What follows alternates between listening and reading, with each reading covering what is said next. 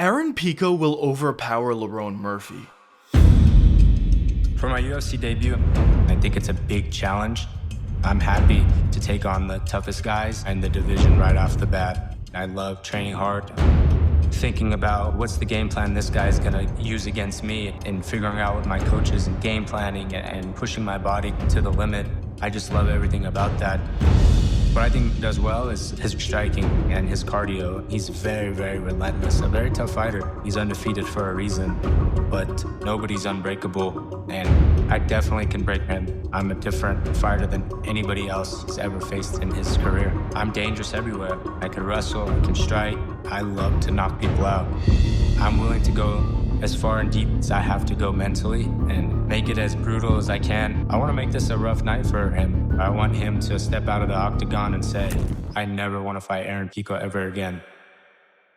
Pico vs. Murphy are set for the co-main event of UFC 319, and although Murphy has been on a really long win streak, and although he has a lot of momentum, I'm here to tell you that Aaron Pico will not only beat Murphy, but he'll also finish him as well. But quickly, before we get the video started, for those of you who may not know, I'm JuicyMMA. I make opinionative MMA content, and if you guys enjoy videos similar to this, hit that subscribe button, that like button, and that post notification bell. Also, if you guys are enjoying the videos and want to support the channel, be sure to hit that join button for members only live streams, videos, alongside with other perks as well. But anyways, let's get into it.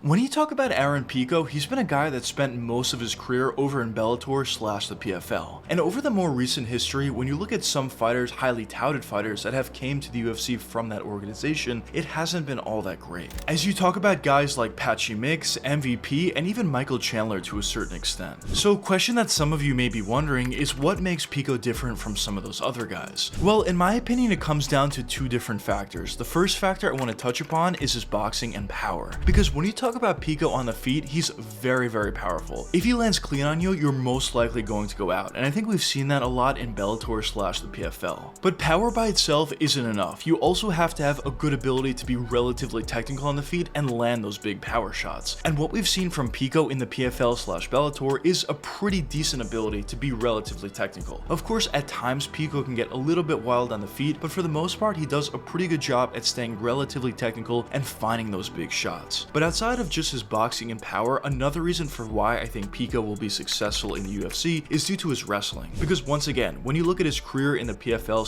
/ Bellator, he's done a really good job at utilizing that wrestling effectively, taking a lot of his opponents down, even high-level grapplers, and holding even high-level grapplers down on the ground and controlling very effectively. And in my opinion, when you have a guy that's very dangerous on the feet while also at the same time having really good wrestling, I think that's a recipe for success regardless of what organization he's in. Now, at this point, some of you may be thinking Michael Chandler checks off all those boxes that I mentioned before. He has really good power on the feet and he has really good wrestling, which all of that is true, and when you look at his UFC career thus far, he definitely has had some success. TKOing Dan Hooker, being competitive in all three of the fights between him and Gaethje, Poirier, and Charles, but at the end of the day, the reason for why Michael Chandler wasn't able to get more wins under his belt is due to the fact that his fighting IQ is pretty low. As I just mentioned, he did have success in all three of those fights against Dustin, Gaethje, and Charles, but the reason for why he wasn't able to get the victory, or the reason why he wasn't able to find the finish in any one of those three fights, is due to the fact that when he had his opponents hurt, his fighting IQ just wasn't there, and he was winging out a lot of power shots, and he essentially avoided finding a finish. But I think with Aaron Pico, he's not the same as Michael Chandler. His fighting IQ is significantly better, and I do believe if he has his opponent hurt out there, he'll do a much better job at being a little bit more precise and finding that power shot to eventually finish his opponent. While also at the same time, I think Aaron Pico is going to utilize his wrestling a lot more than a guy like Michael Chandler does. Even though Chandler has great wrestling on paper, he rarely utilizes it in fights. But for Aaron Pico, I think his wrestling will be a huge part of his game. So there's definitely a lot of differences between Pico and Michael Chandler in my opinion. But another question that some of you may be wondering at this point is why do I think Aaron Pico will overpower Lerone Murphy? Well, in my opinion, this comes down to a couple different reasons, but the first factor I want to touch upon is Lerone Murphy himself. Because when you talk about Lerone, this guy is a really good fighter. He's on a very long win streak at this point, and he's very skilled, both on the feet as well as on the ground. And in my opinion, Lerone Murphy reminds me a lot of Leon Edwards, outside of the quitting from Leon. But the reason for why he reminds me so much of Leon is on the feet, he does a great job at staying technical. He's not going to get a lot of finishes over most of his opponents, but what he is going to do very effectively is pick apart his opponents. And over 3 or 5 rounds, he's most likely going to dominate you in one way or the other. And I think we've seen that a lot throughout Lerone's career, especially as of late. But in my opinion, although Lerone is very technical and is very skilled, I think that specific style isn't going to be nearly as effective against a guy like Aaron Pico for a few reasons. The first reason for why I think it's not going to be as effective is I think the power difference is significant. When you talk about Aaron Pico, he hits ridiculously hard. If he's able to land one big power shot on Lerone Murphy, he may be able to find a finish. But when you talk about the other way around, I think Lerone Murphy is going to need to land a lot of shots to potentially finish Aaron Pico. And I talk about this in a lot of my videos, but when you have 2 guys going up against each other, where one guy needs to be perfect for 3 or 5 rounds, and the other guy can be losing the majority of the fight but just land one big shot and find the finish, it's of course a huge advantage to the guy with the significantly more power. So based upon that, I think this matchup stylistically could be pretty good for Aaron Pico. Now at this point, some of you may be thinking, Juicy, Josh Emmett went up against Lerone Murphy and he wasn't able to find a finish. Lerone was able to dominate him for 5 rounds, and obviously Josh has a significant power advantage over Lerone. Well, in my opinion, of course that is true, but similar to the Michael Chandler example, when you look at Josh Emmett, he's really not technical at all. Yes, he does have a lot of power, and if he's able to land clean on you, he's most likely going to find a finish. But at the end of the day, what Josh Emmett does out there is he's a big overhand right as well as an occasional left hook. And those 2 power shots alone is not going to be enough to knock out a guy of the caliber of Lerone Murphy. But once again, when you talk about Aaron Pico, he does a much better job at utilizing his power in corporation with a more technical game. Pico is not just going to throw big overhand rights and that's it. He's going to do a much better job at setting that big power shot up, and I think that's the real difference between him and Josh Emmett and between him and Michael Chandler. And when we look at a guy that had decent power and had a decent technical ability in Dan Ige, he was able to land a big shot and he was relatively close to finding a finish on Lerone Murphy. So I do think if you're technical and you have a lot of power, you can finish a guy like Lerone Murphy. But the next reason for why I think stylistically Lerone Murphy may be a good fight for Aaron Pico is due to the wrestling ability of Aaron Pico. Because as I touched upon before, Pico has really good grappling ability and he's able to grapple a lot of high level grapplers. And when you talk about a guy like Lerone Murphy, although he has shown pretty good takedown defense and he has shown a pretty good ability to get back up once he's taken down, there at the same time is a pretty big difference in the wrestling of Aaron Pico compared to the wrestling of Lerone Murphy. So I think when you talk about a guy who has a significant wrestling advantage, that's going to help him out in a couple of different ways. If Pico does shoot in for a takedown, of course he could be successful taking down Lerone Murphy and maybe controlling him on the ground and winning rounds that way. But even if Pico doesn't shoot, even the threat of the potential takedown could lead to openings for Pico. A lot of times when you talk about grapplers versus strikers, the striker is so concerned about getting taken down that they leave some more openings out there on the feet. I think a perfect example of this is Conor versus Khabib, as obviously Conor is a significantly better striker than Khabib is, but at the end of the day, Khabib was still able to land a big shot, even dropping Conor in that fight. And the reason for why that was able to happen was Conor was so focused on the potential grappling that he was leaving some openings out there on the feet. And I think going into this fight, maybe not to the same level, but going into this fight, we could see a similar thing to where there's more openings for Aaron Pico to land on Lerone Murphy as compared to some of Lerone's previous opponents. But if I had to give my official prediction for this fight, I would lean towards an Aaron Pico 3rd round TKO. I think early on, Pico is going to look to wrestle, and he's going to look to wrestle a lot. And maybe yes, early on in the 1st round, or maybe even in the 2nd round, Lerone Murphy could have success stopping takedowns and landing some shots in the feet. But eventually, as I said before, I think there's going to be a lot of openings or more openings for Aaron Pico to eventually land a big shot. And if he does land that big shot, I believe he would be able to find a KO or a TKO finish. But anyways, let me know what you guys think in the comments. Do you think Pico is going to overpower Lerone Murphy, or do you not think so? But anyways, I hope you guys enjoyed the video, and if you did enjoy, check one of these 2 videos popping up now. And until the next time, peace out, guys.